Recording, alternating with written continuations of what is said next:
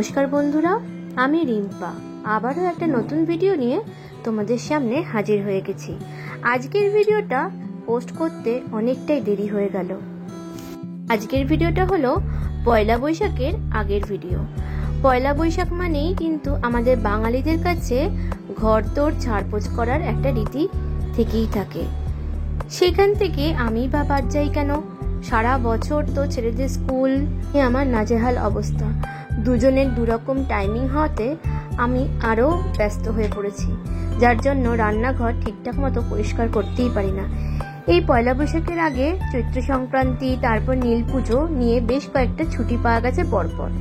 ওই সময় কিন্তু আমি পুরো রান্নাঘর একটা একটা করে কৌটো কাটি পুরো পরিষ্কার করেছি। আর তোমাদের যাদের এরকম মডিউলার কিচেন আছে তারা তো জানোই এই রান্নাঘরগুলো পরিষ্কার করতে কতটা ঝামেলা পোহাতে হয়। ওইদিকে রনিরও যেহেতু স্কুল ছুটি, রনিকেও বসিয়ে দিয়েছি ওর বুক সেলফটা পরিষ্কার করার জন্য, কারণ নতুন বই খাতা তো চলে এসছে। এবার পুরনোকে বাদ দিয়ে নতুনগুলোকে বুক সেলফে গুছিয়ে রাখার পালা। তাই ওকে বসিয়ে দিয়েছি, বলেছি যেগুলো দরকার সেগুলো রেখে বাকিগুলো গুছিয়ে রাখতে। ও তাই মতোই দেখো কি সুন্দরভাবে বইগুলো গুছিয়ে ফেলেছে। আর এতগুলো বই সব ওর ভাইয়ের আর ওর মিলিয়ে বার করা হয়েছে। এগুলোকে সব এবার বিদায় দেওয়ার পালা।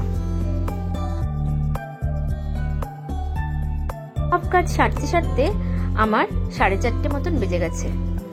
শীতের কম্বলটা যে ধুয়েছি, ধুয়ে রাখার জন্য ওটার যে কভারটা ছিল সেই কভারটা ছিঁড়ে যাওয়াতে আমি একটা এইরকম কভার অর্ডার করেছি। তোমাদের সঙ্গে শেয়ার করে নিই এটা দেখতে কেমন। দিকে ভালোই হয়েছে, আজকেই সব গোছগাছ করছিলাম আর আজকেই এটা ডেলিভারি দিয়ে গেছে। এই দেখো, আবার রডও দেওয়া আছে যাতে এই বক্সটা বসে না যায়। আমি আর রনি দুজন মিলেই বক্সটাকে করে নিলাম। এই বক্সটা বেশ বড়, আমার এরকম ডবল কম্বল দুটো তো ধরেই যাবে বেশ ভালো মতন। তবে জামা কাপড় রাখার জন্য কিন্তু এটা বেশ ভালোই দেখছি।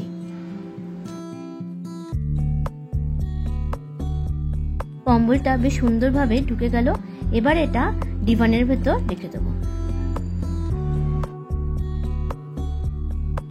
রান্নাঘর পরিষ্কার করে বেশ কিছু কৌটোকাঠি কিন্তু বাতিল করে দিয়েছি।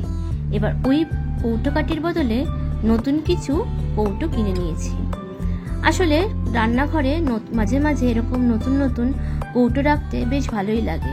রান্নাঘরের লুকসটাও চেঞ্জ হয়ে যায় আর মনটাও বেশ ভালো লাগে।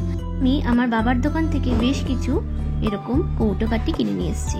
তোমাদেরকে বলাই হয়নি, আমার বাবার কিন্তু এরকম স্টেনলেস স্টিলের দোকান আছে। রান্নাঘরে টুকিটাকি সব জিনিসই পাওয়া যায়, তো বাবার কাছ থেকেই নিয়ে আসছি এইসব জিনিসগুলো।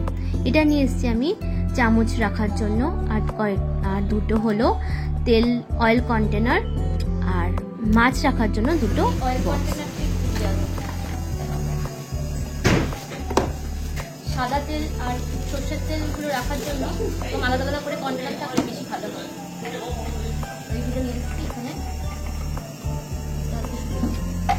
একটা একটা করে দুটোই আছে।